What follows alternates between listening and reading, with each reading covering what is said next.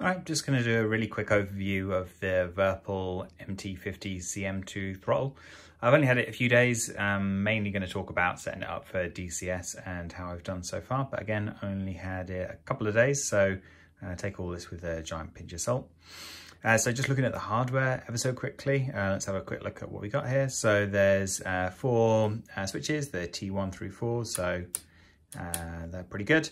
We've got a nice flaps lever there, that comes through as an axis, so really good for any of the aircraft with analog wings like the F-14. Not out of the box suitable for anything like the F-18, which has got the switches, but you can set buttons to get pressed in the software if you're so inclined. We'll talk about that later. Then we've got some individual push buttons down here. No great surprise about what they do, but really nice click on them. We've got a mode selector, which out of the box actually changes the color on these lights. I've turned that off though, because I'm not a boy racer. Then at the bottom, we've got some momentary switches, 3 of them. So there's 2 outputs for those. So up and down both have different button presses, and then in the center, obviously nothing. And here we've got the encoder dials, I suppose we'd call them. So you can twist them around. Those aren't an axis, they are one button when you turn it left and one button when you turn it right. And it's also got a third where you can push it down and get a button press on it. So you have to think a little bit about how you're going to use those, and I'll talk about that later. The actual throttle itself, nice big throw on it. Really nice action. I've been able to be incredibly accurate on that so far. I'm upgrading from a Thrustmaster TWCS, and I can definitely get this exactly where I want to maintain speed. So already seeing improvements for air-to-air refueling. In terms of the buttons that we've got on the side here, let's just move the camera down slightly. So it's just full of buttons really. There's so many buttons on this thing. At the top here, this is one 4-way, and here is a rotary dial, so that's pretty nice. This also has a push, pretty much everything has a push on this. We have another 4-way here, so up, down, left, right with a push, and another 4-way. As I say, it really spoils you with the 4-ways. One button, there's another little button under here, 2 button, 3 button, so a lot of buttons on the side there. Pull it back. Up top here, we've got a lovely slew stick. So that's kind of like a, almost like an Xbox controller. It's really high quality, again with a click, so really nice for your TDC slews and that. Another 4-way with a press. Here we've got a, don't know what you call that. It's just like a slider essentially. So it goes all the way to the bottom and the top, but it's actually got a center detent. So if I slide it down and it goes there, that's just kind of settled into its 50% notch.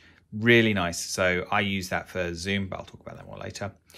This is a 2-way, so up and down only, but it does have a push because everything's got a push. And over here we've got another cheeky little button, and on the side we've got another little dial, a little bit looser than the one on the right. Again, it's got a push. Excellent. Cool, so that is pretty much the hardware of it. Let's jump into the software. All right, so software-wise, I'm not in love with the Virpil configuration tool, but it's at least better than it used to be. So when you get it through, you'll obviously go in and select your base, which is that. And you get a nice little picture of it there as well. And then you can also, where it says grip or modification, you tell it whether or not you want to have the 5-way mode modifier or no mode modifier. And the mode modifier splits it out so that the buttons have different functions depending on which mode it's in, and you can also do things like change colors. I don't care for that at all, so I put no mode modifier on there. Once you're done with that, you can hit create profile and get started, but I've already done that. The other important thing to look at here is the ability to split virtual devices by 32 buttons. I believe its X input devices are limited to 32 buttons each. So what Virpil have done as a workaround is that where your device is going to have more than 32 buttons, you actually see multiple devices, even though it's only one cable, obviously. And you'll see that in DCS where you'll have a column which is for, sort of throttle part 1, and then another which is for throttle part 2, and there can be part 3 and 4 if you go up to 128 buttons, but you do pretty well for that. So other than that, you've got all of your axes in there.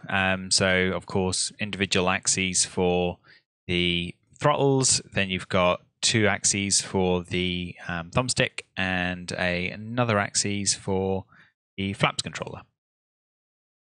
Buttons is where the interesting stuff happens. So I've changed this up a little bit. So by default, those switches that we saw earlier only have one button press. So when you flick the switches, you would get a button press for the down position, but you wouldn't get a button press for the up position. You can fix that. So if I flick on T1, you can see that in the physical buttons, and this is the raw button down here, it's 41 and 42, which is great. What's happening in the software is that you have to go through and actually map that. So over here, you can see your physical buttons, and your physical buttons is corresponding to what's here, the physical button. So we say 41. Yep, there we go. 41. So button 41 corresponds to joy button 29, and 42 corresponds to 30. And you can see this over in the testing tool here. So here you can see it's 41, 42. Here you can see it's 29, 30. It's a little bit of a pain in the backside, to be honest, but you can easily go through and add in this separate logical button to differentiate the physical button, which is the other position. You can, of course, go in and mess with your lure inside DCS to bind non-button pressed actions, but I can't be arsed with that. It's too much effort. The other thing which I changed when I come in here is by default, it has all of these funky lights on the push buttons on top of the throttle. I'd turn all those off. I don't like the lights. I've got no time for that. Other than that, that's pretty much it. You can come in here and mess around with your 4-way hats if you're so inclined, but honestly, you just want to leave most of that alone. The most important thing I did in here was just changing the switches to get different inputs for up and down. The other thing I did, actually, is changing where it says the encoder dials, so the little twisty knobs that we saw at the start. The default is encoder dial, but I've set it to encoder dial buffer. The difference in that is that in DCS, at least, if you've got it on encoder dial and you're turning it, the inputs come through quite slowly. So you're sort of moving the dial around, and what you're seeing in game is a sort of very slow progressing of the dial. Buffer buffers up the inputs and plays them out. So you can do one big manually turn, and you'll see all of the actions in DCS catch up when the inputs allow. But I'll show some of that in a little bit anyway when we fire up the game. So that's pretty much all I did inside of the Virpil configurator. So what I've got along the bottom here is gears, flaps, and hook. So if we have a look at how that looks in DCS, obviously press that. Gears come down, zoom in a little bit there, do that. Flaps go to full. Sorry, flaps go to half, then they go to full, up goes to half, up again goes to auto, that's lovely. And then over on the side there, we've got the hook. So that's really nice. It means that kind of all of my landing controls are all along the bottom there, so I can do that without touching the keyboard, which is great. This switch here I've got set to the altimeter. So if I zoom in on this slightly, you can see at the moment I'm in barometric, and then when I come in for landing and I need to switch that over into radar, when I'm going around the boat, bam, straight into radar. Perfect. That's really cool. Next switch, I have the refueling probe. So you can see that's extending out. Get it retracted. These dials down here we've got set for the HMD on the right, so you can see as I turn that up, my head-mounted display comes on and back off again. Now the reason I said do that as buffered earlier is that DCS seems to limit how fast you can input on a dial.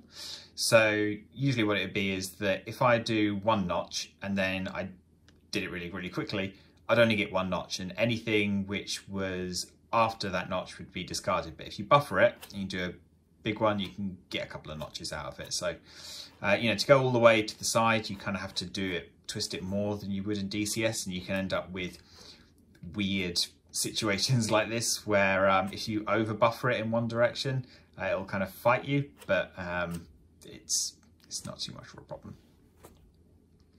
The mode selector I'm using for the radar. So this isn't synced at the moment, so as soon as I touch it, it will snap up. So off, standby, operational. I don't have it bound for the others, so it only goes up to operational. But that's quite nice, you know, it means that you've got sort of quick access when you need to go sneaky beaky. Stick it into that, sticks you in silence, bam, you're back in sneaky beaky mode, or kill mode rather. Have I got anything else down here? Yep, master modes, so air-to-air master mode, air-to-ground master mode. Again, really nice feeling, sort of pressing those when you're about to get into action. And speaking of that, we've got our master arm as well, so safe arm. So you flick that up, hit those buttons, and you're getting into combat. Haven't found a use for this at the moment. So early days, we can think about that more in future. Then on the throttle itself, so this 4-way here, I've got set to my comms. So comms 1, comms 2, backwards and forwards is my SRS. Not using this little button for anything at the moment. This next 4-way here is my countermeasures. So forwards does chaff, rear does flare, which is great. I think that's a fair approximation for what it is in the real plane. Over here we've got our cage on cage, and underneath we've got our auto throttle control.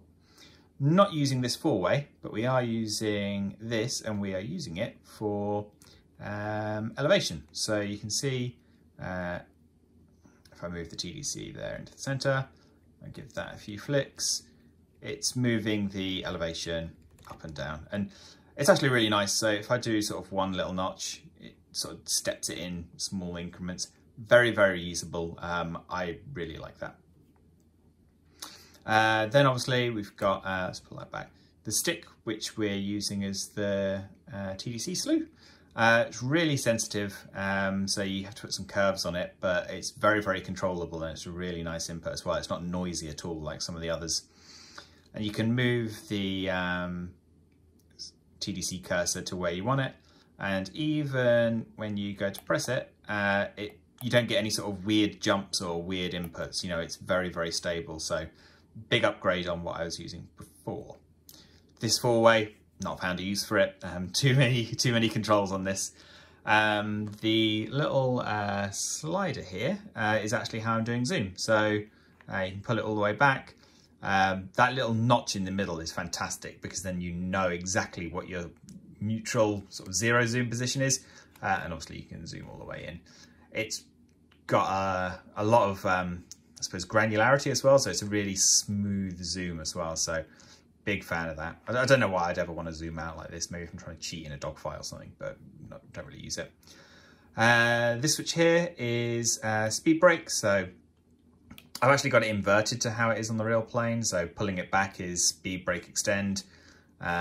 Pushing it forwards is speed brake retract. And if you push it in, that turns it off, which the functionality of that is that you can sort of incrementally extend it, but then when you press in, actually let's go to an F2 view. When you press it in, it will start retracting, but then you can push it in and it stops retracting it. So that gives you really nice granular control over the speed brake. Along here, another button, doesn't have a function, doesn't have a purpose. But this one on the end here, haven't got anything on the dial just yet, but the push button is exterior lights on and off. So you can see it's turning the tail lights there on and off, which is kind of cool. I figure, you know, the real plane's got a little switch on the side there which controls the exterior lights, so we'll try and keep it as much like the real plane as possible. You know, I figure Boeing put a lot of thought into that. So, you know, why mess with the professionals? Just looking quickly at how this gets set up in game. As I mentioned, because we've got more than 32 inputs, it's actually got 2 different controllers here. So you can see got the Throttle T-50 CM2 with its ID there, and then you have another one. So it's actually a little bit annoying because you don't necessarily know which bank your button is going to be on, but so it's a little bit of trial and error there, but it's fine.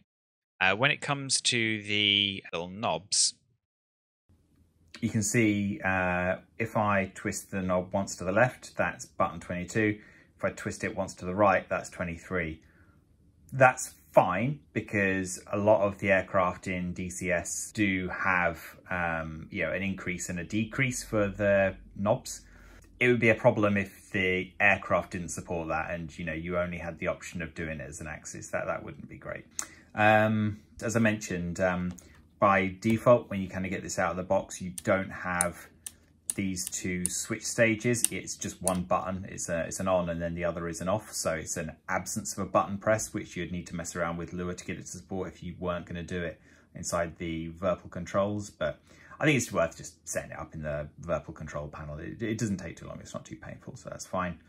As I said, with the flaps, what you can do is you can get an axis and you can say, right, when the axis is at sort of 10 to 0%, then simulate this button press, and when it's at 90 to 100, simulate another button press. So you could put button presses on here to control the flaps, but I don't see the point in that really. You know, I will use that for now, and I'll use this on the Tomcat and we'll see where it goes. Really nice throw. What I did want to talk about is how easy it is to unclip these 2 halves. So if I was flying along and for some reason I needed to do a sick split throttle maneuver, obviously it's you can kind of do that and move it along. It's not too bad. It takes a little bit of getting used to. Kind of this little switch along here, you can kind of move it along with your thumb. So you know, da da da, it's all good, and then whoop, and you can pull it out. You kind of feel it. It leaves a little bit of an imprint. You know, it's a little bit stiff, but it's definitely. Oh, dearie me! Pulled that all the way to the side. That's just need to tighten the mount up there, but you can definitely do it. You can definitely detach it one-handed and get into some split sick throttle moves. I don't really know what I'm going to do with that yet, but plenty of time to figure out.